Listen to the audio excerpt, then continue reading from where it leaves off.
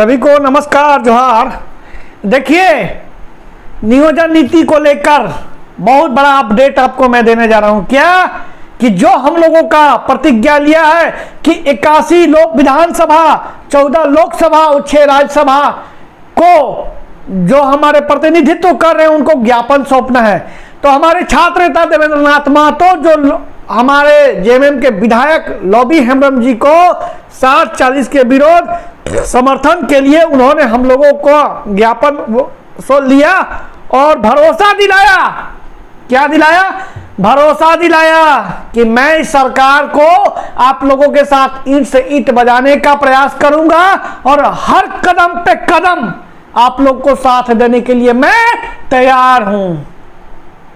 क्या हूं? मैं तैयार हूं। तो अब समय आ गया। मैं बहुत जल्द अपने लोकसभा सांसद बीडी रामजू की भी हम ज्ञापन सौंपेंगे। हम विधायक जी अपने विधायक को तो कभी नहीं सौंप सकते क्योंकि वो नौ नवेली दुल्हन है, उससे हमको कोई मतलब नहीं है।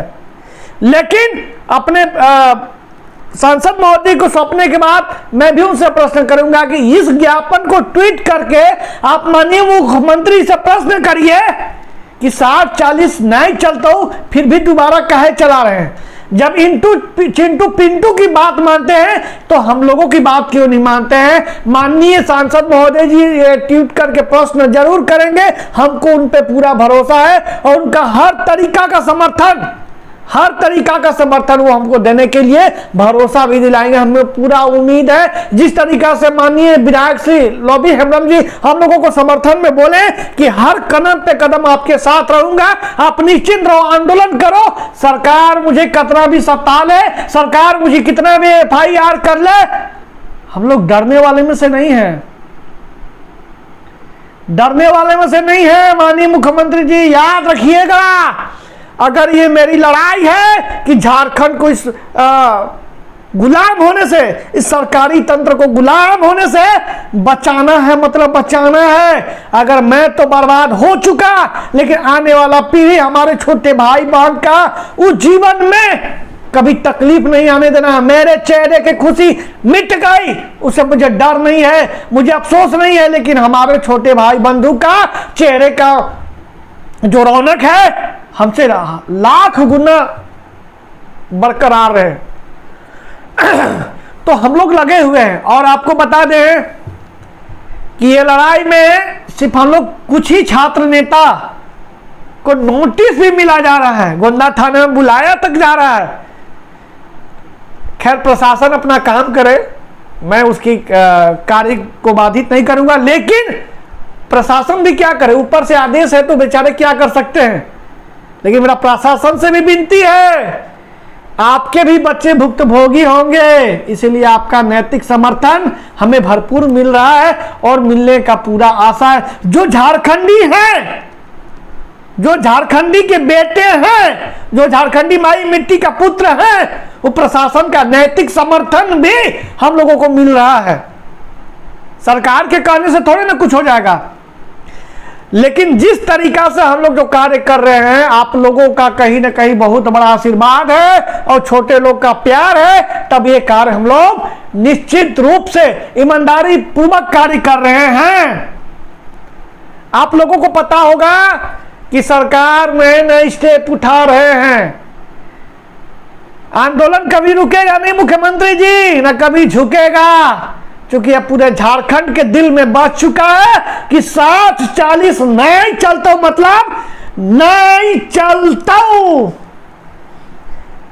तमाम मंत्रिमंडल जी, मिथिलेश ठाकुर जी, मैं आपको ओपन कर रहा हूं कि आपका जो नुकसान होगा गढ़वा विधानसभा क्षेत्र में, उसकी भरपाई आप कोई जीवन में नहीं कर पाइएगा, क्योंकि आपने सामान्य वर्ग का वोट लेकर सामान्य वर्गों का दिल तोड़ा है। पूरे पलामू प्रमंडल में सामान्य वर्ग की सबसे ज्यादा जनसंख्या, आपने उसका दिल तोड़ा है। चूंकि मैं आपसे लगातार वार्ता करने का प्रयास कर रहा हूं और आपको पहले भी इस विषय पर सूचना दे दिया हूं कि ये जो नियोजन नीति था आप लोगों का बिल्कुल गलत था। आप मुख्यमंत्री जी को बोलिए और संशोधित करने के लिए बोलिए और सारा परीक्षा कैलेंडर निकाल के जारी करिए, पर आपके तक काम में क्या बोलते हैं, आपके कान में छोटी आवाज तक नहीं गूंजे और आप निर्णय नहीं ले पाए, तो क्या लगता है?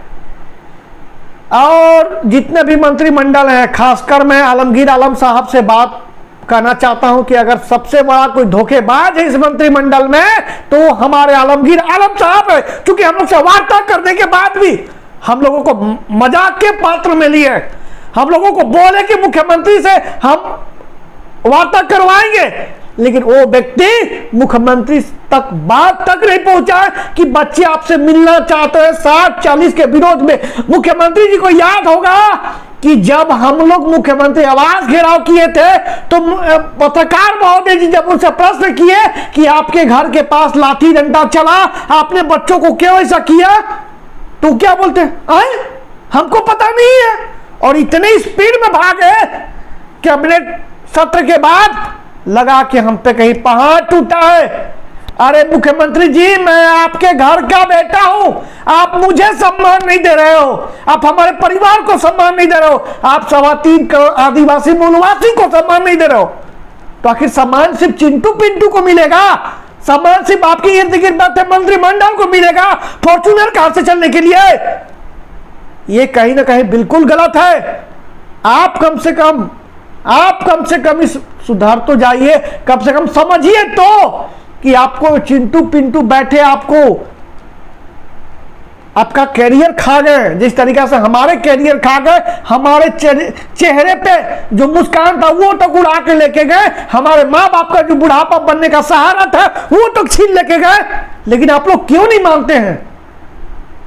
और मैं बता दूं कि आंदोलन, इससे पुराने आंदोलन से जो हम लोग 4 आंदोलन किए तो इतिहास लिखा, ये आंदोलन तो हमको लगता है कि 5000 साल भी अगर झारखंड रहे तो हर एक जनता याद करेगा कि 4 छात्र नेता मिलकर, देवेंद्र जी, मनोज जी, योगेश जी, सत्यनारायण शुक्ला, ये 4 व्यक्ति मिलकर, बेबी महतो जी, हम लोग ये आंदोलन को जीवित रखे हैं और झारखंड के माई माटी को बचाने के लिए हम लोग परिवार तक त्यागने के लिए तैयार है, शहादत देने तक के लिए तैयार है, लेकिन झुकेंगे नहीं। आप लाख कोशिश कर लो, हम लोग झुकेंगे नहीं। हम लोग अपनी लड़ाई संवैधानिक मांग संवैधानिक तरीका से रखेंगे ही। इसीलिए आपसे मेरा विनती है माननीय मुख्यमंत्री जी कि आप एक बार वार्ता करिए और हम लोगों का बात ईमानदारी से लीजिए और उस पर चिंतन करके झारखंडी हित में नियोजन नीति बनाइए। भूख भूख के मर चुका हूं आपके सामने।